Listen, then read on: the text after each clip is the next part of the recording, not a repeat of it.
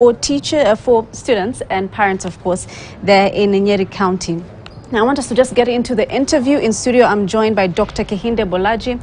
He is the Programs Manager at Africa Borderlands Centre from the UNDP. Thank you so much for making time. Thank you, Fazia.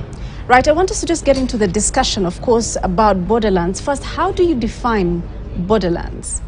For us, borderlands are areas of immense creativity, areas of huge opportunities. They are the intersections between one country or the other, or communities that are contiguous to the geographical location of another. However, conceptually, we often pride ourselves as working in areas that are 30 kilometers from the internationally demarcated border point. However, in real life, some of the border points go beyond 30 kilometers. Like if you go to the Sahel, where you have large landmass and people living sparsely. But for us, borderland is not just crossing point like the Moroto areas of Uganda-Kenyan border or Seme of Nigeria-Benin border, but basically communities that are far-flung, that are far removed from this major border crossing. And you will see that if you go to Moroto, you may perhaps find basic infrastructure, you may find schools and some other basic needs. But if you go far into the far-flung communities, like the rural areas, you do not have the basic amenities.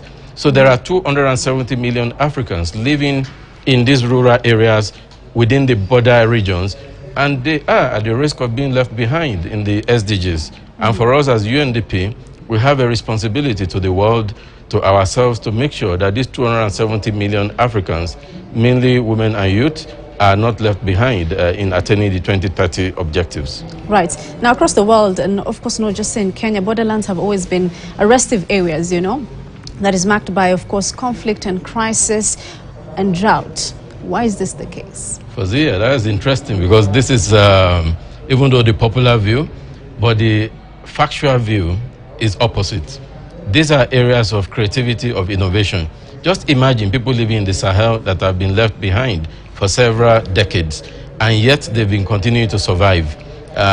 Look at the areas in the Asaus region, the Kenyan-Somalia borders, and look at how many years or decades of deprivation they have endured, yet they have continued to produce. And these areas, in our own research, have shown themselves to take the lead in even their own developmental aspiration.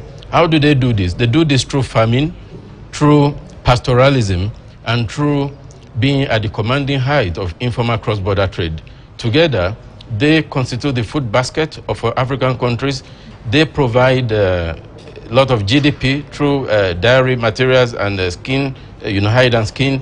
They are also industrious in helping to facilitate cross-border trade, providing livelihoods to a lot of children that would have been out of school, providing livelihood for single female-headed households, and so on and so forth.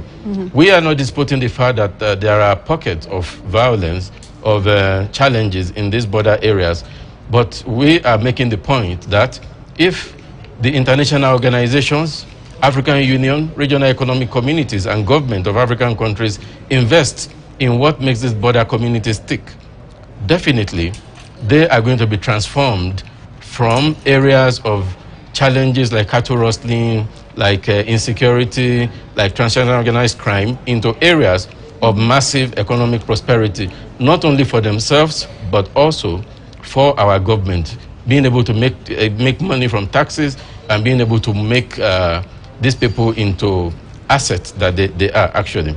Then how can you practically transform those challenges? You've, of course, highlighted this cattle rustling, the insecurity in the area, and, of course, the opportunities there. How do you transform those challenges? You know, in UNDP, we like to come from a very humble perspective. We are not the ones that can transform.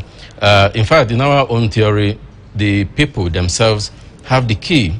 They have lived in these places for decades. They know exactly how they have coped with vulnerabilities. They know how they have overcome a lot of vulnerabilities and have built resilience. So they told us three areas or three ways through which their developmental aspirations can be met, particularly if you look at Vision 2030 and Vision 2063 of the African Union. The first is mobility. These are very mobile communities. For the herdsmen, they have to move from one place to another to feed their cattle, to ensure that they don't die. They also have to do a lot of transportation of the meat and so on and so forth. So the first thing they told us is mobility. Mobility is very critical. In fact, it's like the life wire of the pastoralist communities. If you inhibit their mobility across borders, then you have killed them. And they told us that African countries should pay attention to a number of things. First is the laws. Laws. Second is the policies. Third are the practices that will enable liberalization of mobility for people to move across the borders from one country to another. And they say to us that, in fact, the non-tariff barriers that have been there should be removed totally. You will be amazed that once this is done, some of these cattle herders who are allegedly engaged in rustling and other things will start transforming themselves and start engaging in productive activities. The second thing that they told us is to be able to resource family-oriented pathways towards resilience. We have seen through this study that a lot of borderland communities rely on family members for their daily livelihoods. And the family themselves work according to clan system, according to ethnic system, which provides safety, which provides security, which provides soft landing in times of crisis. And they say that these groups have even been able to build small infrastructures like schools across the border, like small bridges, like irrigation systems. Why don't we put a lot of resources in this kind of what some Western people will call primordial institutions? Right. But they are very important to the survival of this. The third and the final pathway that they mentioned to us is labor diversification. And this is important because with the threat of climate change, with the threat of other security challenges, it's no longer viable for agropastoralist community to do only one trade. Take into consideration that the borderland also has enormous economic potentials and opportunity. Right. So you should not only be providing livelihood for your cattle. You can be engaged in milk production. You can be engaged in hide and skin.